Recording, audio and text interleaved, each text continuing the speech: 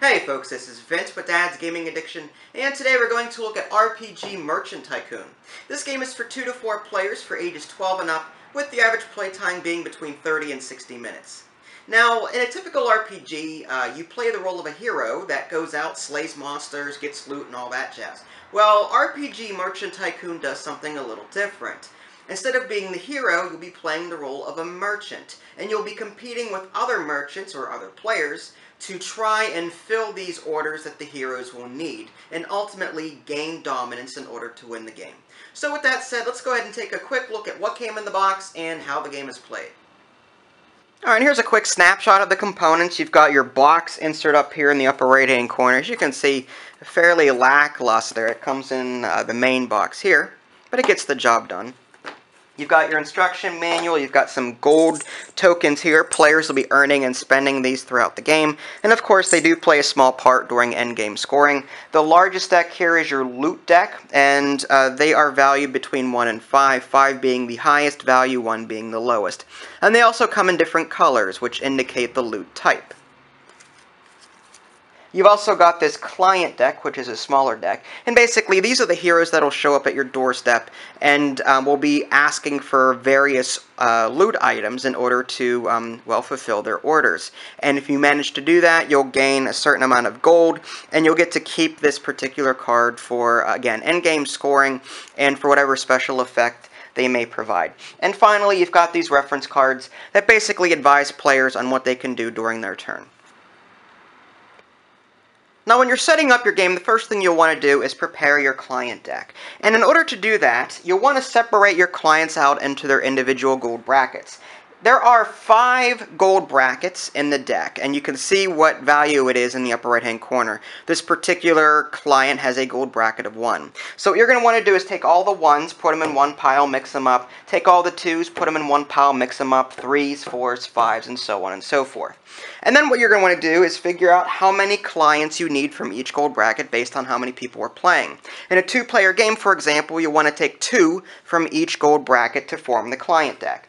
So you take 2 cards from here, 2 cards from here, 2 cards from here, 2 cards from here, and finally 2 cards from here. You want to put the 1s on top, and then 2s, and then 3s, and then 4s, and then 5s. And then this will be your client deck for the game. The rest of these cards are just simply put off to the side and not used for the game. Once you have the client deck formed, you'll draw 4 cards to put face up in the center of the table. These are the clients that are going to be wanting their orders filled, and players are going to be competing to try and fill them. The loot deck will be shuffled, and each player will receive 10 cards. Each player will go ahead and choose 5 cards to put face down into their inventory, which is on the table, and 5 cards into their stock, which is in their hand. What you're going to want to do, so let's just say this player decides to put these cards down like so, and the other player is going to do the same thing, and he's going to go ahead and keep these 5 cards in his hand. Once all players have done this, they'll go ahead and reveal their inventory at the same time. For the rest of the game, the inventory will be played face up. The reason they're put face down to begin with is just so that players don't cheat off one another and put their own inventory out based on what other people are doing. A player's turn, or workday as it's called, is divided up into 2 different parts. You've got the action phase and the collection phase. Now, during the action phase, a player can take 2 actions. They can be any 2 actions that you want in any order, and they can even be the same action if you want to. To quickly overview that, we're going to look at the reference card. And as you can see here, it says along the top, managing your day, start the game with 2 actions, starting shop space at 5.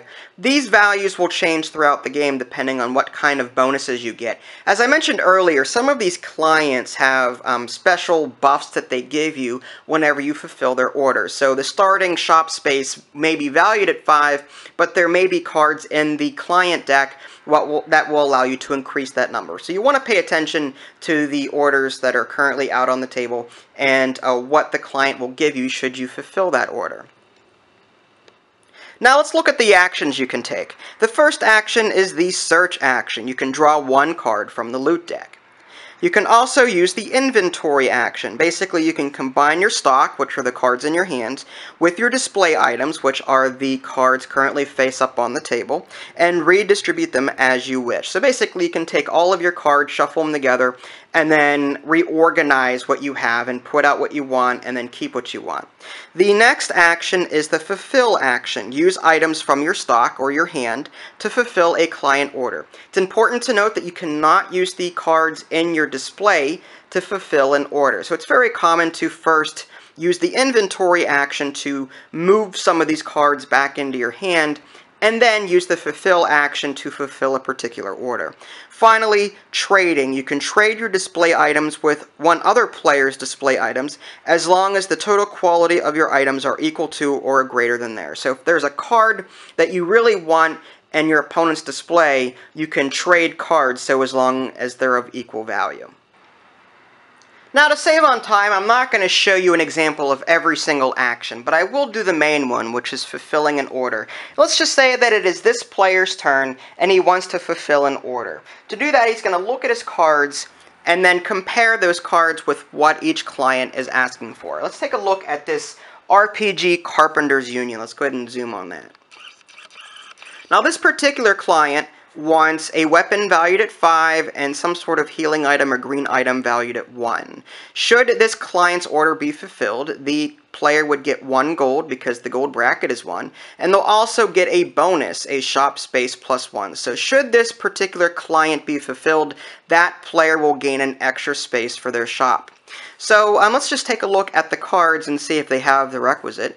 We've got 5 and a wild card valued at 1, so that would work. So let's go ahead and discard these 2 cards, put them in the discard pile, and this player can go ahead and take this client and put it face up into the score pile. They may want to put this off to the side though, because again, this particular buff will last throughout the entire game. Some of these buffs or actions are a one-time special action, whereas others will persist throughout the games. The one that persists, you'll want to put off to the side just so that you're reminded that you now have this extra buff or extra shop space. So we're just going to put that off to the side, and we'll go ahead and replenish that particular space by drawing a new card from the client deck.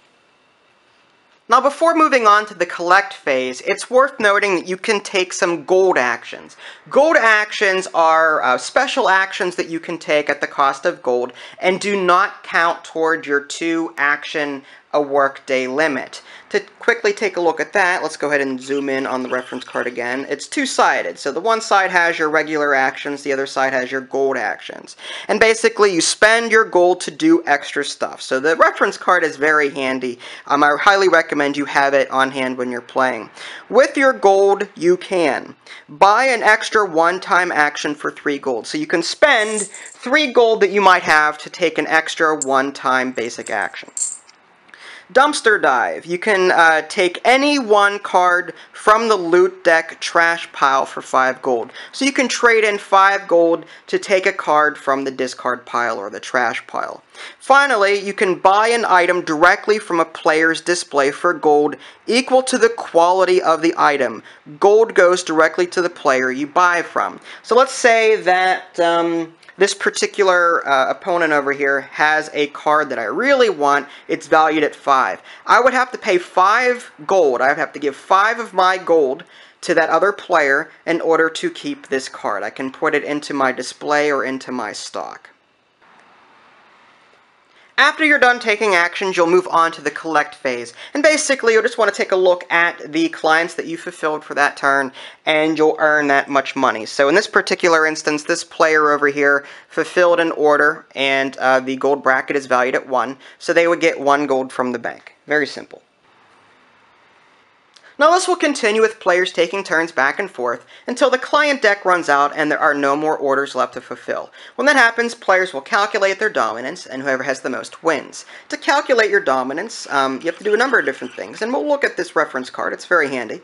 Calculate dominance at the end of the game. You get 1 point for every client order that you fulfilled. You have 1 point here for every 3 gold you still have. So if you have 6 gold in your personal bank, you'd get 2 points. Finally, you get 1 point for every 3 item quality total in your display. And it sounds confusing, but basically what you'll want to do is add up the number of points in your display. So you've got 4 plus 2 is 6, plus 2 is 8, plus 4 is 12, plus 3 is 15. And you'll want to divide that number by 3. So 15 divided by 3 is 5. So you will get 5 points of dominance for having these particular items out on your display. And again, you'll add all of those dominance values together to get your total, and whoever has the most wins. And there you have it, a very brief look at RPG Merchant Tycoon. It's important to note that I did not cover all of the rules found in the manual, but hopefully this should give you a general idea as far as how the game is played.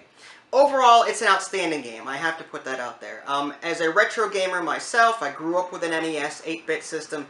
The card art is fantastic and reminiscent of that particular era. Even the client names, the Double Dragons, that's a throwback to the original game Double Dragon. So yeah, there's a lot of things in here that a video game player like myself would appreciate. Other than that, it's a very simple game, and it won't take you long to get into. Fulfilling client orders to, get your client score pile and trying to gain gold in order to get dominance at the end. It all comes together very well, and of course you can take those extra gold actions to give yourself an edge, but it's risky doing that because that gold does count as dominance at the end of the game. So if you think you could, spend a little now to win out in the end and gain a profit, in terms of dominance points, more power to you. But again, it's a risk. So with that said, check out my full review, www.dadsgamingaddiction.com. Subscribe to my YouTube channel if you haven't already. This is Vince, thanks for watching, and I'll catch you next time.